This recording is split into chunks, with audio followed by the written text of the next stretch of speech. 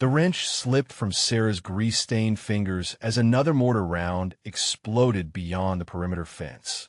She crouched beside the communications array, her hands steady despite the chaos erupting around forward operating base Sentinel. The metallic taste of fear hung in the desert air, mixing with diesel fumes and cordite smoke. Sergeant Morrison sprinted past her position, barking orders into his radio. "We need immediate air support at Grid 7 Fort Woe," he shouted, his voice cracking with desperation. The enemy had been probing their defenses for 3 days, and now the real assault had begun. Sarah continued her work on the antenna array, her movements precise and methodical. Most of the combat personnel barely acknowledged her presence. To them, she was just another maintenance specialist, someone who kept the equipment running while the real soldiers did the fighting. They had no idea she spent her off-duty hours studying tactical manuals or that she could identify aircraft signatures by sound alone. Before we dive into this story of courage under fire, drop a comment and let us know what state you're watching from. Maybe you've seen the dedication of military families in your community. Commander Hayes emerged from the command bunker, his face grim as he surveyed the deteriorating situation. The outer watchtowers were taking heavy fire, and smoke columns rose from multiple impact points across the base. The enemy mortars found their range with the next salvo. Commander Hayes ducked as shrapnel peppered the sandbags around his position, then straightened to assess the damage. 3 of his outer defensive positions had gone silent in the last hour, and the radio chatter painted a picture of overwhelming odds. Sarah finished securing the communications array and moved toward the command post. Through her headset, she monitored the tactical frequencies, cataloging enemy positions and movement patterns with the instinctive precision of someone who understood battlefield geometry. The attacking force had committed at least 2 companies, maybe more. Hayes grabbed his radio handset and called brigade headquarters. "Sentinel Base, to Overwatch. We need immediate reinforcement. We have approximately 300 hostiles in coordinated assault positions," he transmitted, sweat beading on his forehead despite the desert wind. The response crackled back through static. "Negative, Sentinel. All available assets committed to Operation Desert Shield. No reinforcements available for your sector." Hayes stared at the radio in disbelief. "Say again, Overwatch. No reinforcements available. You are weapons free for all defensive measures. Good luck, Sentinel." The commander slowly replaced the handset, his shoulders sagging under the weight of impossible mathematics. 43 personnel against 300. Sarah watched him from her position near the equipment racks, noting how his tactical mind was already calculating survival odds that came up 0. The first direct assault began at dawn. Automatic weapons fire erupted from 3 directions as enemy infantry advanced under cover of suppressing fire. Sarah heard Corporal Jenkins scream over the radio that his machine gun position was taking heavy casualties. She moved through the base with purposeful calm, ostensibly checking communication lines, but actually observing the tactical situation with trained eyes. The enemy was executing a classic pincer movement, concentrating fire on the northeast corner while preparing to breach the southern perimeter. Their coordination suggested professional military training, not insurgent tactics. Hayes coordinated the defense from his bunker, his voice steady despite the deteriorating situation. "Fall back to secondary positions," he ordered. "Conserve ammunition and maintain fields of fire." Private Chun stumbled past Sarah's position, blood streaming from shoulder wound. The medic station was overwhelmed, and the young soldier's eyes held the glassy shock of someone experiencing combat for the first time. Sarah guided him toward cover, her movements efficient and confident. The enemy fire intensified, and Hayes realized his perimeter was collapsing faster than anticipated. Through the chaos, he noticed the maintenance specialist moving with unusual composure. While his seasoned combat veterans showed stress fractures, she displayed the fluid awareness of someone accustomed to life-and-death situations. Another mortar barrage walked across the compound, each explosion closer than the last. The southern perimeter finally broke. Sergeant Morrison's voice crackled through the radio with barely controlled panic. They've breached the wire at checkpoint 3. We need to pull back to the inner compound now. Hayes watched his carefully planned defense crumble as enemy forces poured through the gap. His ammunition supplies were running dangerously low, and 2 of his heavy weapons positions had gone silent. The mathematics of survival were becoming increasingly grim with each passing minute. Sarah appeared at his elbow as he studied the tactical map. "Commander," she said quietly, "you're concentrating too much firepower on the breach point. They're using it as a diversion while their main force flanks through the eastern ravine." Hayes looked up sharply. "How do you know that?" "I've been monitoring their radio traffic," she replied, pointing to a position on his map. "They're speaking in basic tactical code. Their heavy weapons teams are setting up enfilade positions here and here." The commander stared at her with new attention. Sarah Chun had been assigned to his base 6 months ago as a communications maintenance specialist. Her personnel file listed standard technical training, nothing about tactical analysis or signals intelligence. Yet her assessment matched his own growing suspicions about enemy movement patterns. Another explosion rocked the command bunker. Hayes made his decision and redirected his remaining reserves based on her intelligence. For the first time in hours, his defensive fire actually disrupted enemy advance timing. The ammunition count was critical. Hayes stared at the supply manifest with growing dread.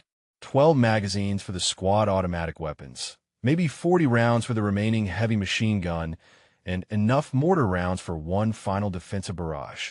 Against 300 attackers, those numbers spelled annihilation. Sarah moved through the compound with quiet efficiency, helping wounded soldiers and maintaining communication equipment that kept flickering under the constant vibration of explosions. But Hayes noticed something different in her bearing now. The way she scanned the horizon, the tactical terminology she used when pointing out enemy positions, the confident manner in which she handled weapons when redistributing ammunition. The enemy had consolidated their positions and were preparing for a final coordinated assault. Hayes could see their heavy weapons teams setting up in overlapping fields of fire, methodically eliminating his remaining strong points one by one.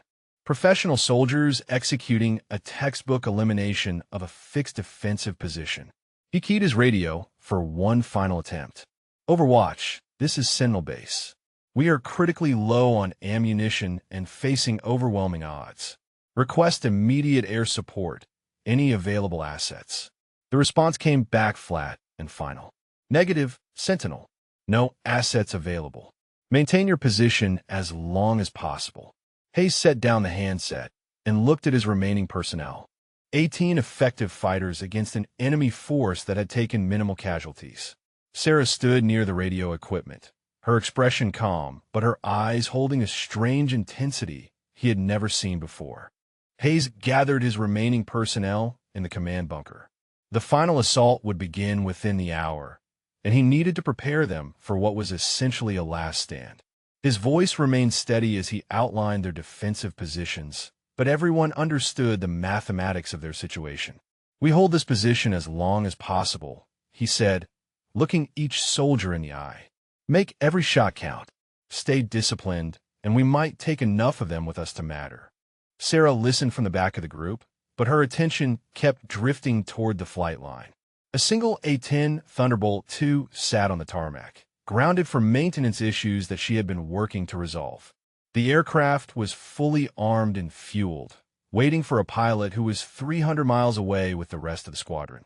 As the briefing concluded, Sarah quietly slipped away from the group. Hayes noticed her departure, but was too focused on final defensive preparations to question it. She moved through the compound with purpose, checking equipment and communications gear, but her path consistently led her closer to the aircraft. The enemy mortars had found their final ranging, and the barrage was systematically destroying their remaining defensive positions. Through the smoke and chaos, Sarah reached the flight line. She stood before the A-10, her hands resting on the aircraft hull, feeling the familiar weight of destiny that she had carried in secret for months. Corporal Martinez spotted Sarah first. He was repositioning ammunition when he saw the maintenance specialist moving around the A-10 with unmistakable familiarity. She wasn't just inspecting the aircraft, She was conducting a systematic pre-flight check with the fluid precision of someone who had done it hundreds of times before. Martinez keyed his radio. "Commander, you need to see this. The maintenance girl is doing something with the Warthog." Hayes looked up from his defensive preparations, squinting through the smoke toward the flight line. Sarah was opening access panels and checking systems with the confident movements of a qualified pilot. But that was impossible. Her personnel file clearly stated communications maintenance specialist, nothing about flight training or aviation background. The enemy assault reached its crescendo. Machine gun fire swept across the compound, while mortar rounds walked methodically through their remaining positions. Hayes realized he had perhaps 10 minutes before his defensive perimeter collapsed completely. In desperation, he sprinted toward the flight line.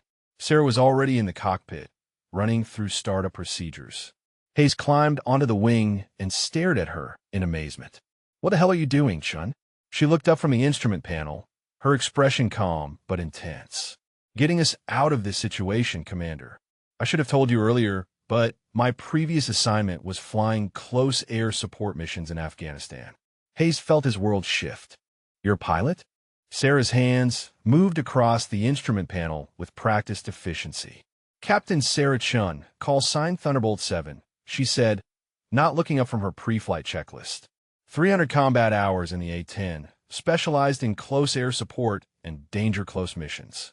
Hayes stared at her in disbelief. "Why the hell are you working maintenance if you're a qualified pilot?" "Medical grounding after a hard landing," she replied, flipping switches and checking engine parameters. "Flight surgeon wouldn't clear me for active duty. Said I needed 6 months to prove my reflexes were still sharp after the concussion." The enemy was overrunning their final defensive positions. Hayes could see muzzle flashes advancing through the compound, while his remaining soldiers fell back toward the command bunker. Martinez's voice crackled over the radio, reporting that they had maybe 5 minutes before complete tactical collapse. Hayes made the decision that would define the next hour. "Chun, I'm giving you emergency authorization to take that bird up. Can you still fly?" Sarah's engines spooled to life with a characteristic whine. "Better than I can fix radios," she said, checking her weapons systems display.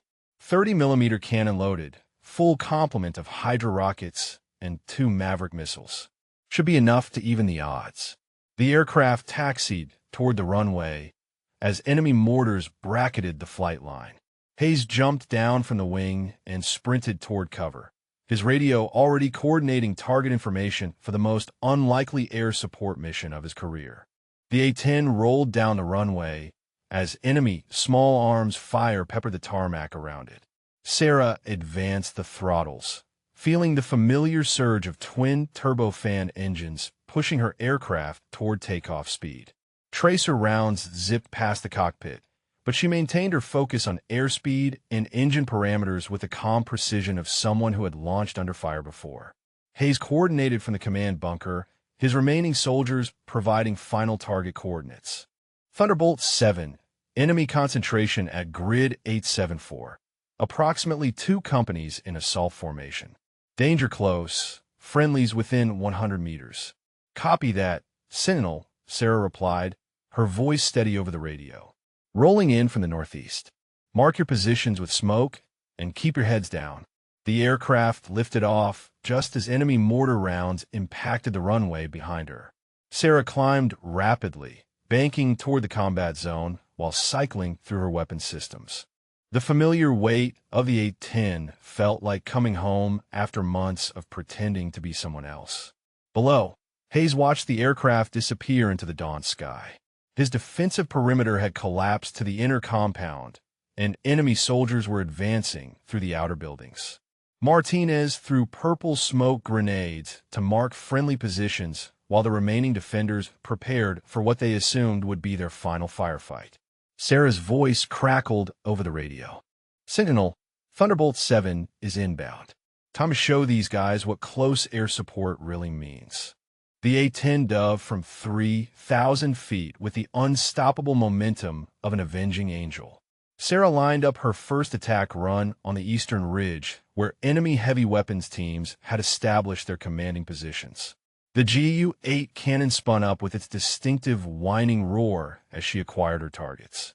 Thunderbolt 7, guns hot, she transmitted, then squeezed the trigger. The 30mm cannon erupted with devastating effect. Each 2-second burst delivered 70 rounds of depleted uranium projectiles that tore through enemy positions like a chainsaw through paper. The ridge line erupted in smoke and debris as enemy soldiers scrambled for cover that no longer existed. Hayes watched in amazement from the command bunker as the aircraft pulled up from its attack run and immediately rolled into a second pass. The sound of the Gu-8 was unmistakable, a deep, buzzing roar that announced the arrival of the most feared close-air support aircraft in the world. Sarah's second pass targeted the mortar positions that had been systematically destroying the base defenses. Hydra rockets streaked from her wing pylons, each one finding its mark with surgical precision. Secondary explosions indicated direct hits on ammunition stockpiles, and the enemy's indirect fire support disappeared in a series of thunderous detonations. The enemy assault faltered as soldiers realized they were now facing air support that could place ordnance within meters of friendly positions. Sarah pulled up for her third attack run, targeting the main assault force with the methodical efficiency of a pilot who understood exactly how to break an enemy advance. The enemy retreat began in chaos and panic. Sarah maintained her attack pattern, methodically destroying command vehicles and communication equipment, while enemy soldiers abandoned their positions in desperate flight. Her Maverick missiles found the enemy's armored personnel carriers, turning them into burning wrecks that blocked retreat routes through the narrow valley passes. Hayes coordinated the ground response with newfound confidence. His remaining soldiers advanced from their defensive positions, pursuing the disorganized enemy forces with supporting fire that Sarah coordinated from above. The tactical situation had reversed completely in less than 20 minutes. Thunderbolt 7, this is Sentinel, Hayes transmitted. Enemy forces in full retreat. Outstanding work up there. Sarah banked for another pass, her fuel gauge showing she had enough for sustained operations. Copy that, Sentinel. I'm tracking multiple vehicles attempting to escape through the northern valley. Request permission to pursue and destroy. Permission granted, Hayes replied, watching smoke columns rise from a dozen enemy positions.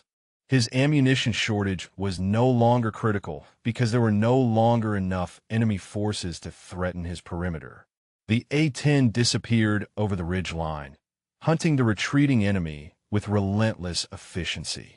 Hayes could hear the distant sound of the Gu-8 cannon as Sarah continued her systematic destruction of the attacking force. What had begun as a desperate last stand was becoming a complete tactical victory. Martinez approached the command bunker, his expression mixing relief with amazement. "Commander, who the hell is flying that Warthog?" The A-10 touched down on the same runway where it had departed under enemy fire an hour earlier. Sarah taxied back to the flight line, shutting down engines that had delivered salvation to forward operating base Sentinel. The silence that followed felt almost surreal after the thunderous roar of close air support operations. Hayes waited on the tarmac with his surviving personnel as Sarah climbed down from the cockpit. Her flight suit was soaked with sweat, but her expression held the quiet satisfaction of a mission accomplished. The maintenance specialist who had fixed radios for 6 months was gone, replaced by the combat pilot she had always been. "Captain Chun," Hayes said formally, then broke into a grin. "That was the most impressive display of close air support I've ever witnessed. Why didn't you tell us who you really were?" Sarah removed her helmet and shook out her hair. "Medical grounding means no flying, Commander. I was just waiting for my clearance to come through. Figured I could be useful fixing equipment until then." Martinez stepped forward, his expression mixing respect with disbelief. "Ma'am, you just saved all our lives. That was incredible flying." The other soldiers gathered around, their previous dismissive attitudes replaced by genuine admiration. Sarah had transformed from overlooked support personnel to the pilot who single-handedly turned a desperate defense into a decisive victory. If this story of hidden courage moved you, drop a comment about your favorite moment, or share if you know someone who showed unexpected strength when it mattered most. Hayes looked across his saved command and smiled.